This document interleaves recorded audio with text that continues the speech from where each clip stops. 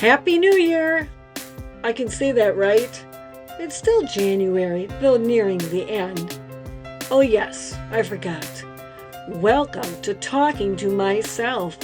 I'm Carol L. Power, author of the middle grade fantasy Is a Snore Snores and the YA novel Early Summer, due out this year. Notice the different music? I thought I'd change it for 2022. The picture of me is a little different too. Same great photographer, Clarice O'Rourke, but a different image. No, I don't have a backache. That's just a pose that is supposed to make me look sophisticated or something. I don't like having my pictures taken. Do you? Clarice made it a lot of fun, which is probably why she got me smiling in a few of them. I don't usually smile for my photos. Fun. Do you like having fun? Do you try to take time in your life to have some fun? Do you have fun every day? Well, I had a lot of fun this month interviewing Peter Dargatz. He is a kindergarten teacher and he's an author of the new book Teaching Off Trail, My Classroom's Nature Transformation Through Play. Peter, thank you so much for doing this interview. I do want to talk about your book, but when I went to your website, I noticed that you were a racing sausage for the Milwaukee Brewers. Tell me about that. So I saw an opportunity to work for the Brewers at a seasonal job fair, went in and was kind of courted to be a tour guide, which I had already done at the zoo, so I wanted to do something different. Well, I was hired on, and in my first game I ended up being in the racing sausage race, and I was the Polish, so that one has a special place in my heart, and it didn't take me long to realize that it is a legitimate race. It's not fixed. People take it very seriously. I was kind of one of the old men of the crew. I was around 30 when I was working there, when most of the kids were high school and college aged, but I had a great time learning how to schmooze the crowd as a sausage, won a number of races as a racing sausage, have lots of great stories to tell, and it's definitely a great conversation starter. So go racing sausages and go Brewers. I worked as a brew crew member in a famous racing sausage for about 5 years, starting around 2010. Simultaneously, I also worked at the zoo as a zoomobile driver, and I worked with the train and the admissions gate for a number of years before that. And I was a teacher at the time too, so growing up, I wanted to work with animals, I wanted to be a professional baseball player, and I loved working with kids. So when I had those three jobs kind of at the same time, although two of them were seasonally, I was officially living the dream, which is one of my favorite sayings that I like to say. Every time I see those sausages run, I think they're going to fall right over. Bam! Peter, I'm glad you didn't fall over, and I'm glad to hear you won some races. Now we got the sausage question out of the way. Tell me about your role as a teacher. I have been 6 years at 4th grade and just in my 10th year as a kindergarten teacher, and started a nature kindergarten program around 7 years ago, where we spend most of our days throughout the year outside engaging in nature play, citizen science, and service learning. It has been a real passion of mine, and I loved my experiences at both grade levels. And people always like to ask, well, what's the difference, the biggest difference between kindergarten and 4th grade? And jokingly, but also a little bit seriously, it's really the height of the kids. You're dealing with a lot of the same social and emotional issues. Obviously, the academics are very different, but besides the height difference, there's a lot of similar strategies and everyday tribulations that you go through. But it's been a blast working with both of those, and being a teacher is a blessing. Not only does your new book have the word play in its title, but your website says, life must be lived as play. What does that mean? The beauty about living your life as play is that it can mean whatever you want it to be, and it can be something different for every single person. For me, play is something that is spontaneous, it's carefree, it's something that drives you, it's something that motivates you, it's something that you strive for, it's something that allows you to be your true self. And in a world where It can easily be thrown to the side and feel down and dejected because of all the negativity things that are going around. It's really important to just focus on what you can control and have fun and enjoy the life around you. Just live life with play in mind. It's amazing how talking to adults and seeing how serious we can be and how stressed you can be, but if you just take time to sit back and think about play and think about the things that you find playful, the things that motivate you, the things that make you feel as your true self, how you can release yourself of that stress and tension and just really open up your mind and open up your hearts to the happiness and the positive vibes that play brings. So living life as play is just a really, really important part of just being yourself and living the happiest and healthiest life you can. To me, play is having fun. Didn't I just mention the word fun at the beginning of the show?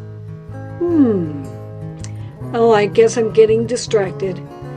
Peter, on your website, it also says you coach Special Olympics. Why do you do it, and what is it like? Special Olympics is near and dear to my heart. I love being a coach for them. My sister is involved in Special Olympics. I got her involved when I took over being her guardian, and it's just been a great outlet for her, for social connections, for physical health, and just for happiness and being part of a group and focusing on the spirit of competition and the spirit of friendship, and focusing on their motto of Special Olympics, which is please let me win, but if I cannot win, let me be brave in the attempt. Being a coach for Special Olympics is truly an honor and a privilege. It's a blessing, really. Just being able to work with these athletes of all ages and abilities, and just seeing their just positivity and their excitement for competing and their excitement for growing and learning and trying new things, and just how you can look at that playful spirit and just how they take everything seriously, but they take everything so playfully. And it's just a wonderful combination of how people often, unfortunately, look down on people who might look different or might think in a different way. And really, when you open up your mind, you see how these athletes have such kind hearts and such wonderful spirits, and how we can learn so much from their attitudes and their personalities and their friendships and just the way they treat each other. Let's talk about your new book, Teaching Off Trail, My Classroom's Nature Transformation Through Play. First of all, congratulations. What inspired this book? Yes, Teaching Off Trail, my first book, just recently released by Red Leaf Press. Actually wasn't something that wasn't ever really on my radar. I had never really planned on writing for adults. I've been passionate about picture books the last 5 or 6 years and really wanted to dig deep into writing for kids, and loved reading and talking about picture books in my classroom. And as my classroom evolved into a more play-based and nature-infused classroom through my creation of a nature kindergarten program, I was able to present at different conferences, whether it's early childhood or play-based or nature-based conferences and environmental ed conferences. It's just a plethora of opportunities that I've been very fortunate to have. And after a presentation, you always get people that stick around to ask for clarifying questions or just want a little bit of more information. And for a long time there, I had lots of people say, like, you need to write this book down. You need to turn your story into something that other people can see and other people can read and hopefully get inspired in some little way that they can change their classroom and their school and their community. And I got to the point where I started to listen to them, and I took my ideas and started writing the book, and voila, Teaching Off Trail was born. So, Peter, what do you hope to accomplish through this book? Well, while selling millions of copies and becoming an award-winning author would be nice, I really just want to inspire others. I really want others to see this book as an opportunity to know that, you know what? If this schmuck can do it, anybody can. Like, this is a story about how I changed my classroom because I saw something that I felt I needed to change in myself to better my experience as an educator for kids and their futures. And while I focus on play and getting outside into nature and having those experiences, I think the book itself is so much more. And it focuses on passion. And whether your passion is jazz music, or whether your passion is crocheting, or whether your passion is whatever it might be. If you let that guide you as an educator and as a parent, it's amazing how kids can be inspired to follow their own passions. Peter, this has been a great conversation. Thank you again for coming on my show, Talking to Myself. Especially since I didn't have to talk to myself. Yes, and Carol, thanks again for the opportunity. Peter, you are most welcome. The listeners are going to want to know where they can find your book and how they can contact you. So, could you give us that information? Well, it is available where books are sold, but I always encourage people to go to Red Leaf Press. That is my publisher, and they've helped me along the whole way and have a wonderful selection of other early childhood and education books that I'm very proud to be a part of as well. But it is available on other online booksellers like Amazon and Barnes & Noble, and I've always been told that wherever you purchase the book, if you go online and give it reviews, whether it's at Amazon or Goodreads, that goes a long way in helping the book get exposure and helping it find other avenues to get it out there for the world. I always encourage you to check with your local library and see if they'd be willing to pick it up and add it to their collection, because I really think this book can inspire a lot of educators and parents into making our world a much better place. There's a number of ways you can get contact with me. Right now, I'm directing people mostly to my website, which is my name, peterdargatz.com. There it has lots of cool things that I hopefully enjoy, whether it's links for my book, whether it's a little bit of blog posts that I do, or educational resources, or vlogs I have of our new farm, and videos of my kids doing nature and doing play activities. Just a lot of fun stuff that I have there. I did start a podcast that unfortunately COVID and the school year slowed down a little bit, but I've got a couple episodes that are out there that I've linked on my website as well. I have a Facebook page that is my names and then dash Teaching Off Trail, so you can search for me and like that page on Facebook. And you can always email me. My email is my last name Dargatz, Dargatz @yahoo.com. Appreciate all your feedback and hope you all just really get out there and play each day. This was all great stuff. Were you listening and making excuses? I can't play because I have a terrible fill in the blanks. You don't understand. My boss is awful. My family is awful. No. You get to decide whether to take this positive advice from Peter Dargatz or not.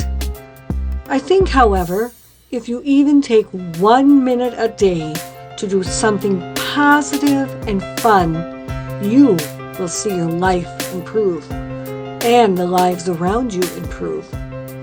It might be slow, but that's okay. Who says it has to happen fast? We're not microwaves. I wonder what it would be like to be a racing sausage. Maybe I should check it out.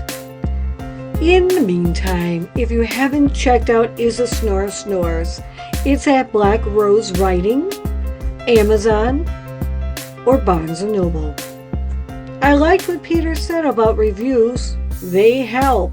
So if you have read Is a Snore Snores and liked it, would you please write a review on Amazon, Goodreads, or Barnes & Noble? And don't forget to check out my website and blog and share. Next month, we'll have a special guest who is going to tell her story about being adopted and then finding both her birth parents. Until then, thank you for listening. Cheers!